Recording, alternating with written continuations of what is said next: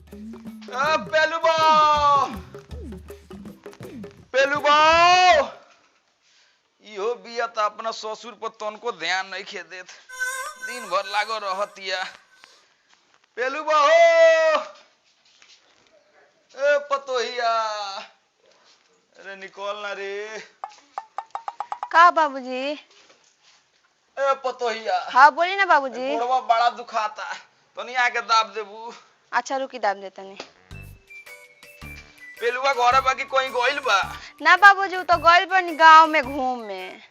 वाह पेलुआ नइखे ठीक बा तनी दाबो निमन से दाबो तनी हो दादा दुखाता बड़ा।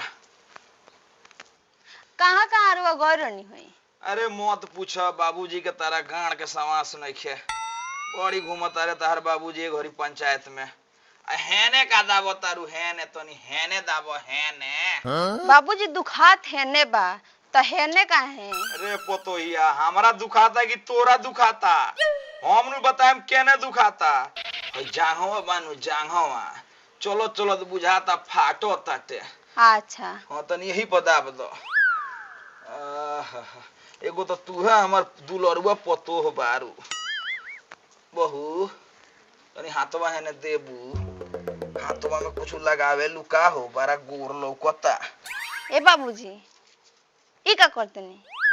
अब देखो गोर बात ना देखी दाबो है पर जानता बूढ़ी रली नु बूढ़ी बड़ा सेवा करत रली 4 टाइम खियावत रली रोटी बना बना के।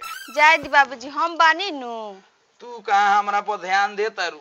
तरवा घर ही कहाँ रहतनी? अच्छा तो कहबू तब नु घरे रहेम। पंचायत में जातनी सुबेरे से निकलल तो शाम होता तो आवतनी। अच्छा तनी हेने आओ ना हेने भितोरिया आउते न। बाग बाबूजी रोवा नियत में हमरा कुछ खोट लागता। बाग पोतोहिया नियत में कोनो खोट छोट नहीं खे। त के पतो से एंगा गोड़ दबवा लखा। आई हो दादा गोड़वा दुखात त ना दबाई हम। आ जानत तारू बूढ़ी रहली नु तो 4 टाइम खियावत रहली। तौरा और बूढ़ी रहली और मेहरारू रहली हमरा और पतो हई। अच्छा तो का हो गल जानत रू बूढ़ी खातिर 4 थान गहना बनवैले रहनी सब गहना तहरा के दे दे हम। तनी हेने आवो ना हेने फीलिंग होता है ने दावा तारू केने। बाग बाबूजी तारा बाग कोयला के मारा त हमरा ओ है पर दर्द बा है पर। अब इनु बात भइल अब बुझाता जे दर्द बा भागता। तनी आवे द खाली कर बेटा के रहे द पतो हो अब रहे द। आ तनी जा हमरा खातिर 1 कप चाय बनावत तले हम आवत तनी गांव समाज घूम के। हमर लठियो तनी दे दियो। ठीक बा जाई लिया वो भारी है आपके लाठी। चाय में तनी चीनी मिलई है ज्यादा। ठीक बा जाई। हां हम जातनी। आवे द तारा बेटा के तब देखो तारा बेटा से केना शिकायत करतनी।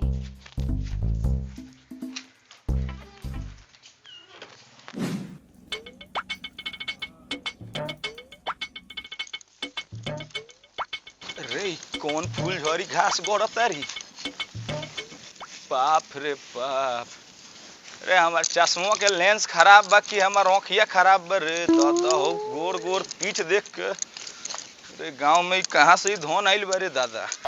चलो तनी परिचय करल जाओ।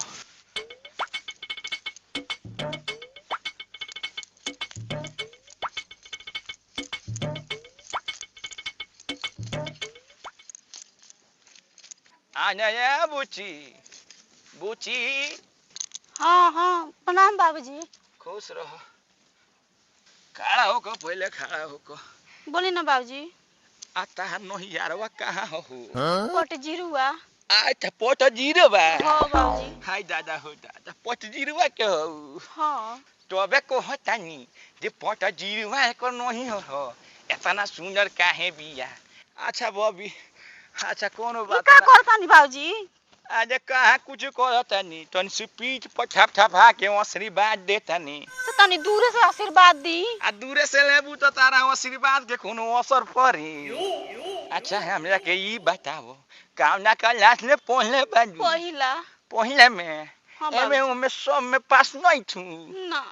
हाय दादा हो दादा आता कोनो बात ना बाची खुश रही अब बाबूजी से भी कहो कब मिले आई है बथानी पर बड़ा बुढ़वा के नियत खराब रे। आय दादा हो दादा कह दिया शुक्रिया से जे चंदन काका मिल रहन आ नीमन नीमन बात कहत रहन आ जवन नाव तारा मरद से होत है नु ई बुढ़ाऊ के लगे वही हो हम इनु गांव के सबसे पुराने का बाबा जी हई ठीक बा बाबी खुश रह हटी न बाबूजी आ चल तानी एकरा देह में सट तानी सरवा केंगे पतो खोज ले पा बड़ा बुढ़वा पापी बारे एमे उमे के बात पूछत बड़ा छिया तारा बाटे चल तानी एकरा बेटा से कहतानी हम बड़ा बुढ़वा पापी बा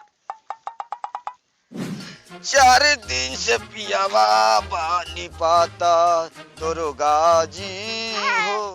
पेलू जी ए रुकी का हो आय चन्नर औरे बाबूजी हई हाँ हमरे बाबूजी हमें का बात बा बुढ़वा पापी बा पापी हां का कहले बड़े पापी कहतारू हो ये छेड़त रह बुढ़वा हेंगे करत रह हेंगे छेड़त रहलो हां हे उ तो हम ब्रह्मचारी आ कैसे छेड़िए नारी आय दादा बुढ़वा बड़ा छिया तारा बाटे छिहतारा हां ई बुढ़वा तो हमर नाक कटवा देलक रे साला रे आई तोरा के छेड़छाड़ कइल बा छिहतरई बात बतिएले बा छिहतरई करत रह अच्छा ठीक बा आज तक हमरा ओरहन ना मिल रहलक हो लेकिन बुढ़वा के चलते जहे न तहे हमरा ओरहन मिलता आज हम चलत तनी घर है उनकर सब सांप फोफियाइल बुढ़ारी में केबरा ना छोड़ा देनी तो हमरो नाम पेलुआ ना कूटी अच्छा तू चिंता मत कर हम उनका व्यवस्था करबे करम चल आ जा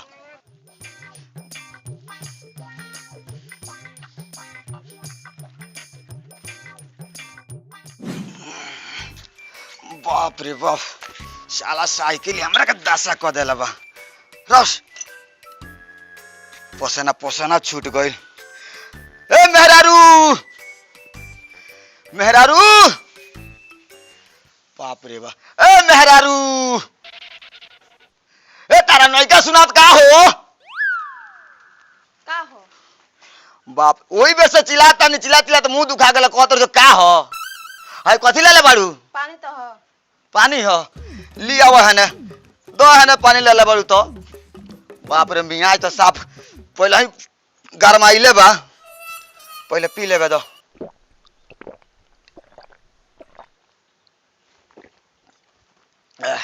धरा इधर बाप रे बड़ी गर्मी भइल लख सुन ल का हो समझा दे अपना बूढ़ा बाप के का भइल बा वो बताबो का कोइलान हमरे संगे बरा का सुतर रहन घरे हां आ बोलैला ने पतो ये है नहीं आओ तो हम आइनी होई तो कहत हम पैर में बहुत दर्द बाटे सुबेरे से पंचायत घूमत हैं तन पैर में दर्द बा दबा दे हमको नहीं ससुर हुन तो दबा देतनी अच्छा तो पता बा का कहत रहन है ने दबावत नहीं है हां तो है ने हाथ धके है ने कहत रहन दबावे के है ने कहत रहलो है ने कहत रहन और ने तो जनता और का कहलहन का हैंगा हाथ धर लहन आ कहत रहन तोर हाथ बहुते सुंदर बा साला बुढ़वा के बड़ा नेचर खराब बा रे इतना बात कह देलक बहुते नेचर में कहत रहन हमर बूढ़ी रहलैया त हैंगा करत रहलैया होंगा करत रहलैया साला के बताओ उम्र हो गइल 55 के ओकर दिल बा अभी 55 के आय हई दका गांव में से घूम के आवत नहीं तो वो शिकायत ओकरे मिलता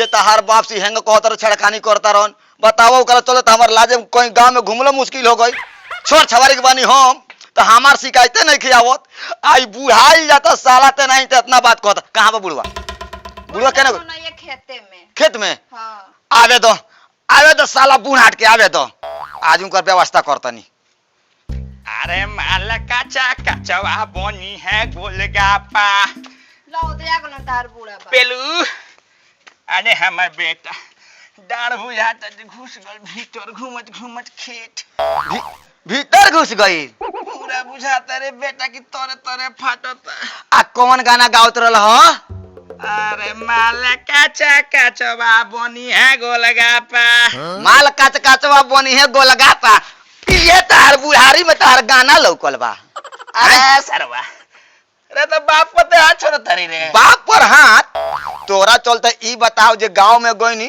तो गांव में के लोग शिकायत हमरा से कइलक जो ने हे तहार बाप हमरा का के छेड़खानी करता रहे है गंदा बात बोलत आते पोतोहिया कथि बोल ले कथि बोला अरे दादा ए मेरा रू कथी कथी कलर रहने हो अरे तो पहले बात सुन हाय हम कामना के गांव में पटो के कोठी बोलले बानी कामना के हाँ तरा ने कथा जे केकरा घर गइल तू आज तो भेटाई लखियो तनी सुनर लागल यो मानवा डोल गइल ख सुनर लागले तार मानवा डोल गइल अरे आहे बुढ़ारी में सांप फफिया वाला फिरा तारा आज क्या कोडी पोस्टर होने ने से होत सबूरे नहीं के होत आज दे हई लाठी बुढ़ारी आज यही से तार छतर ना कुछ भी नहीं लेकिन इंटर सब लेके तार घूमल छतर फफिया वाला फिरा तार बताओ एकरा बात कोई नहीं करब हैं बताओ हमार कितना शिकायत होता जवान बानी हम तो हमार नु शिकायत आवे के चाही हैं आ बुढ़ारी में तोहर हमरो लगे शिकायत होता तो उचित बात बा